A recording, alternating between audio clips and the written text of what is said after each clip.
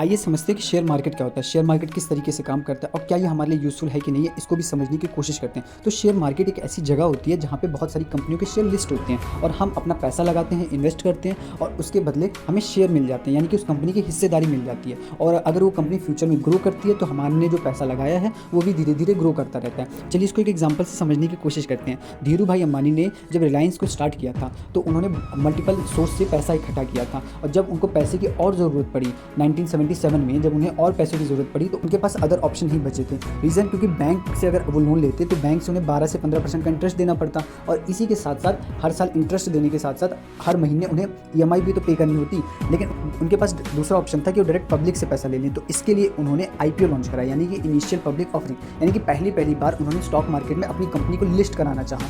तो जब उन्होंने लिस्ट कराया 1977 में रिलायंस को, तो काफ़ी सारे लोगों ने उनकी कंपनी के शेयर खरीद लिए और उसके बदले में धीरू भाई अंबानी ने उन सभी को अपनी कंपनी का शेयर होल्डर बना दिया। तो अगर रिलायंस इंडस्ट्री प्रॉफिट करेगी, पैसा कमाएगी, तो जिन जिन लोगों ने उन कंपनी के शेयर खरीदे हैं उनको पैसा मिलेगा, उस प्रॉफिट का कुछ ना कुछ परसेंटेज मिलेगा। इस तरीके से पूरी मार्केट काम करती है। अब अगर लॉन्ग टर्म की बात करें कि लॉन्ग टर्म में क्या स्टॉक मार्केट कैसा परफॉर्म किया है, किस तरीके से काम किया है, ठीक है, तो लॉन्ग टर्म में अगर आप 40 साल का रिकॉर्ड देखेंगे तो हर साल स्टॉक मार्केट ग्रो करती है ऑन एवरेज। अगर इस साल ग्रो नहीं की तो वो अगले साल ग्रो करेगी, अगर अगले साल ग्रो नहीं की तो नेक्स्ट ईयर ग्रो करेगी। तो अगर आप 40 साल का रिकॉर्ड देखेंगे तो आपको 15 से 16% का ग्रोथ हर साल दिखेगी। अब इसमें निफ्टी 50 आता है, बैंक निफ्टी आता है, सेंसेक्स आता है। तो सेंसेक्स यानी कि इंडिया की 30 सबसे बड़ी कंपनियों का लिस्ट, वो सेंसेक्स हो जाता है। सेंसेक्स यानी कि सेंसिटिविटी इंडेक्स, अगर हमें इंडिया को जानना है कि इंडिया में आज जितनी भी कंपनियां हैं मार्केट में वो किस तरह परफॉर्म कर रही हैं, वो अच्छा चल रही हैं, नीचे हैं, ऊपर गिरी हुई हैं, ठीक है, तो इसके लिए हम सेंसिटिविटी इंडेक्स को देखते हैं, यानी कि सेंसेक्स को देखते हैं। दूसरी तरह निफ्टी 50 यानी कि इंडिया की 50 सबसे बड़ी कंपनियां, उसको हम देखते हैं कि इंडिया की सबसे बड़ी 50 कंपनियां किधर हैं। अगर सारी कंपनियां ऊपर में तो ओवरऑल पूरी मार्केट ऊपर होगी, अगर 50 कंपनियां नीचे हैं तो ओवरऑल मार्केट थोड़ी नीचे होगी। इससे हमें पता चलता है कि मार्केट किस तरह से परफॉर्म कर रही है। अब किसी भी शेयर को खरीदने के लिए हमारे पास एक्सचेंज होते हैं। एक्सचेंज मतलब एक ऐसी जगह होती है जहाँ से हम शेयर खरीदते हैं, एक दुकान की तरह। तो वहाँ पे NSE और BSE का रोल आता है। NSE यानी कि नेशनल स्टॉक एक्सचेंज, BSE यानी कि बॉम्बे स्टॉक एक्सचेंज, जो बॉम्बे में स्टॉक एक्सचेंज और एक पूरे ऑल ओवर इंडिया के लिए स्टॉक एक्सचेंज है। तो आप कहीं से भी खरीद सकते हैं, कोई फ़र्क नहीं पड़ता, दोनों ही वैलिड हैं, दोनों ही वर्थ इट हैं। अब जैसे आप किसी भी एक्सचेंज के थ्रू आपने शेयर खरीदा, तो शेयर खरीदने के बाद वो आपके डीमेट अकाउंट में आएंगे और वो स्टोर हो जाएंगे।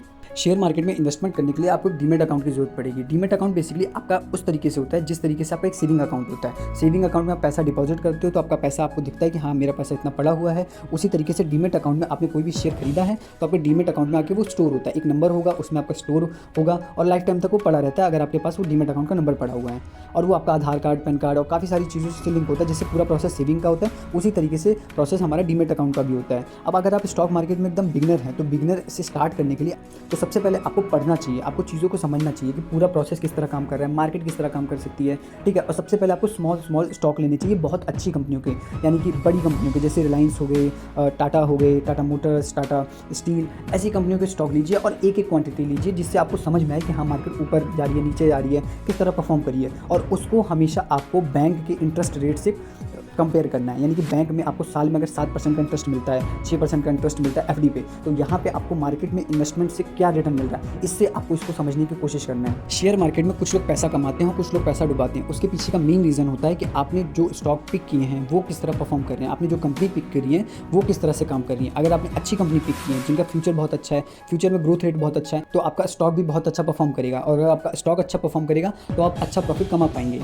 लेकिन अगर आपका कंपनी आपने सही पिक नहीं की, स्टॉक आपका अच्छा नहीं है, तो आपको लॉस भी हो सकता है। इसको एक और एग्जांपल से समझने की कोशिश करते हैं। जैसे एग्जांपल के लिए है, आपने एक पेपर कंपनी का स्टॉक पिक किया है, लेकिन पेपर का आपको भी पता है कि पेपर का फ्यूचर में ग्रोथ उतनी नहीं होगी क्योंकि सब डिजिटल होते जा रहा है। उसी तरीके से दूसरा आपने एक स्टॉक पिक किया है जो कि EV पे परफॉर्म कर रहा है, जो कि AI सेक्टर का है। तो AI सेक्टर का आपको पता है कि फ्यूचर में उसकी ग्रोथ होगी ही क्योंकि AI का बहुत ज़्यादा क्रेज़ हो रहा है। तो इसी तरीके से आपको हमेशा स्टॉक पिकिंग में फ्यूचरिस्टिक गोल सेट करना चाहिए कि कंपनी का क्या गोल रहेगा, कंपनी कितना परफॉर्म कर पाएगी, ग्रोथ रेट है कि नहीं है, ये सारी चीज़ें आपको समझनी पड़ती हैं, तभी आपको एक राइट स्टॉक पिक कर पाते हैं। और अगर आपको कुछ भी नहीं समझ में आता तो सिंपली आप इंडेक्स से स्टार्ट कर सकते हैं। इंडेक्स फंड, यानी कि नॉर्मली आपने इंडेक्स का फंड खरीद, यानी कि इंडेक्स में टोटल 50 कंपनियां हैं अपनी निफ्टी 50 में, तो आप पूरी निफ्टी 50 को भी खरीद सकते हैं। आप सीधा इंडेक्स को खरीद लीजिए, पूरे इंडेक्स को, जिससे आपके पास इंडिया की टॉप 50 कंपनियां आ जाएंगी और इसमें रिस्क आपका माइनर से माइनर हो जाएगा, सबसे कम रिस्क हो जाएगा। इस तरीके से आप अपनी स्टॉक मार्केट की जर्नी को स्टार्ट कर सकते हैं, ठीक है। और बाकी ऐसी इन्फॉर्मेटिव वीडियो के लिए हमारे चैनल को सब्सक्राइब करें।